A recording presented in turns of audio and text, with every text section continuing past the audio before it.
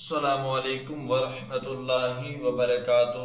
ناظرین، آج ہم آپ کے لیے ایک نیا واقعہ لے کر حاضر ہوئے ہیں جو کہ بہت ہی خوبصورت واقعہ ہے۔ یہ واقعہ ایک ہی نماز کے لیے دوسری جماعت حضرت ابو سعید رضی اللہ تعالی عنہ سے روایت ہے۔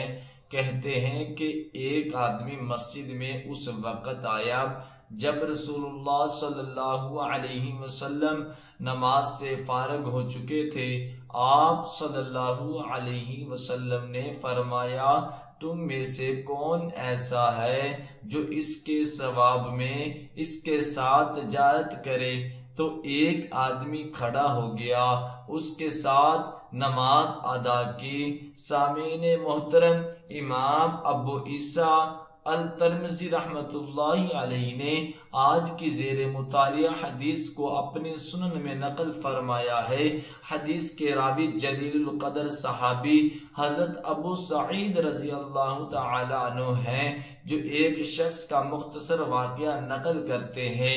الفاظ حدیث سے بین السطور معلوم ہوتا ہے کہ واقعی کا تعلق مسجد نبوی سے ہے، کیونکہ وہ کہتے ہیں کہ وہ شخص اس وقت آیا جب رسول اللہ صلی اللہ تعالی علیہ وسلم نماز پڑھ چکے تھے، اور ظاہر ہے کہ آپ صلی اللہ تعالی علیہ وسلم مسجد ہی میں نماز ادا فرماتے، اور صحابہ کرام آپ صلی اللہ علیہ وسلم کی اقتداء میں نماز ادا کرتے تھے۔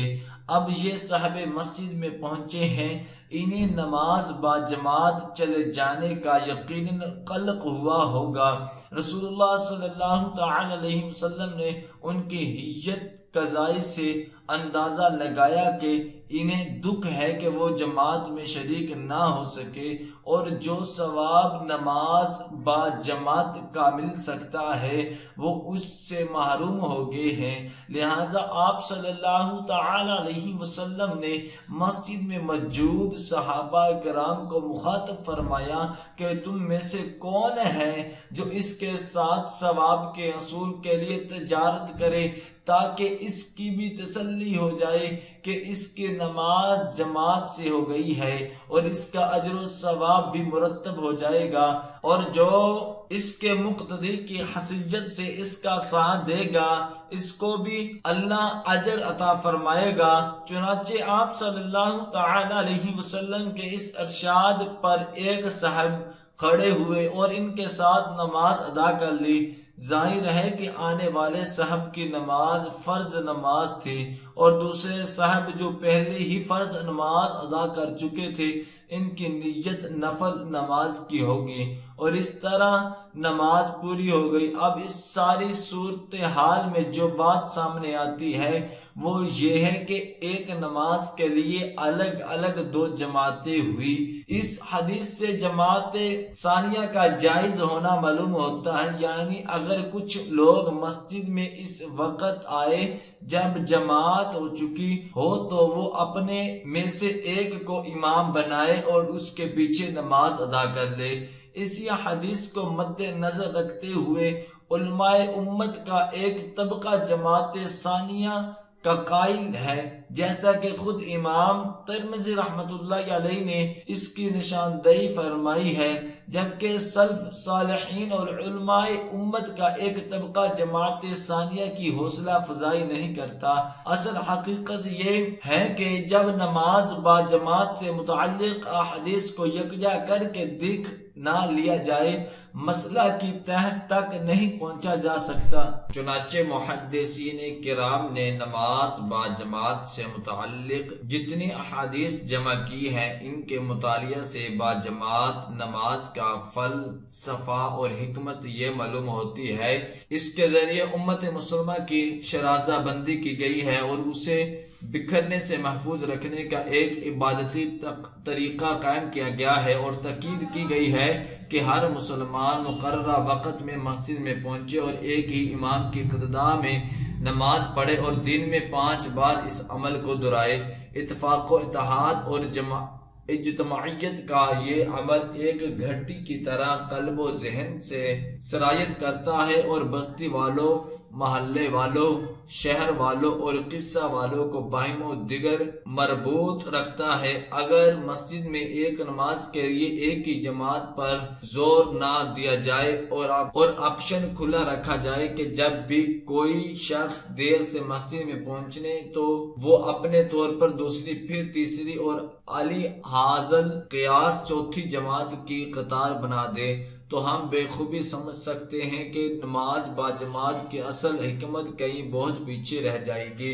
اس لیے یہی بہتر سمجھا گیا ہے کہ جماعت ثانیہ کی حوصلہ شکنی کی جائے۔ ہاں شاذ و نادر اگر دوسری جماعت کرانا پڑ جائے تو اس پر مذکورہ حدیث کی روشنی میں کوئی قدغن نہیں لگائی جا سکتی۔ صحابہ کرام کے زمانے میں ایسی صورت بہت ہی نادر القو ہوتی ہے، پھر نماز با جماعت چھوڑ جانے پر ان کا قلق اور اضطراب بھی شدید ہوتا تھا، وہ اسے بہت بڑا نقصان سمجھتے تھے۔ رسول اکرم صلی اللہ علیہ وسلم ان کی دینی جذبات سے بخوبی آگاہ تھے اور اپنے جاؤ نثاروں کی تسلی کے لیے رائے نکالتے تھے جن سے ان کی دلجوئی ہو جاتی تھی اور عمومی طور پر پوری امت کے لیے مشکل کے وقت میں راستہ کھلا رکھنے کی سبیل بن جاتی۔ آج کے واقعے میں بعینہ یہی صورتحال پیش آئی۔ صحابہ مسجد میں آئے، جماعت ہو چکی، اب کیا کرے؟ ان کی خوش قسمتی کے صاحب شریعت صلی اللہ علیہ وسلم مسجد ہی میں تشریف فرمائے اور آپ کے حوصلہ افزائی کی وجہ سے ان کی مشکل حل ہو گئی۔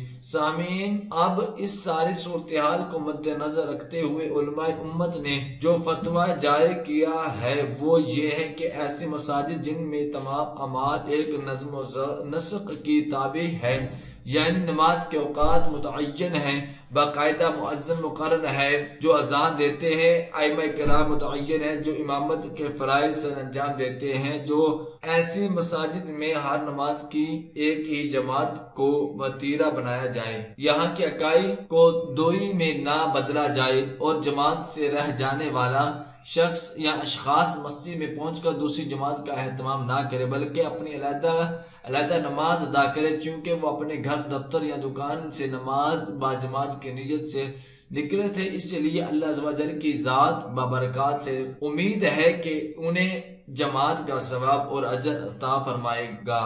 البتہ ایسی مساجد جو مسافروں اور مہمانوں کا آنا جانا لگا رہتا ہے تو ان میں ایک ہی نماز کی متعدد جماعتیں کی جا سکتی ہے۔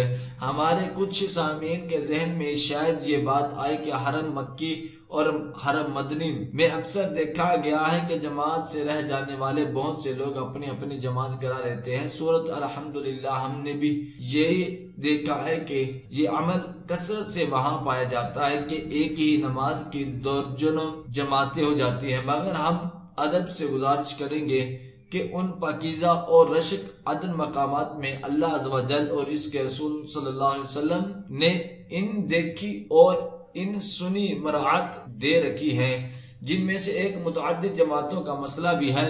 100 لوگ ان سے بھرپور فائدہ اٹھاتے ہیں اور کسی کو اس پر اعتراض کرنے کا حق ہے اور نہ ہی استطاعت۔ ہم جہاں پر ہیں ہمیں اپنی فکر کرنا چاہیے، ان کا معاملہ بھی اللہ کے حوالے ہے اور ہمارا بھی۔ ہر ایک اپنے عمل کو جواب بندہ ہے اور انفرادی جواب دہی ہے اور جزائے سزا بھی اسی پر مرتب ہوگی۔ ارشاد بانی ہے کہ آج کے دن ہر ایک کو اس کے لیے مطابق بدلے ملیں گے، آج ذرا برابر ظلم نہیں ہوگا۔ بلا شبہ اللہ پاک جلد حساب لینے والا ہے کہ وہ ہمیں دین متعین کی صحیح سمجھ نصیب فرمائے اور عبادات کو ان کے مقررہ کردہ وقت پر ادا کرنے کی توفیق عطا فرمائے، آمین۔ دعائیں کہ اللہ تبارک و تعالی ہم سب کو ان کلمات پر عمل کرنے کی توفیق عطا فرمائے۔ صدق اللہ العظیم۔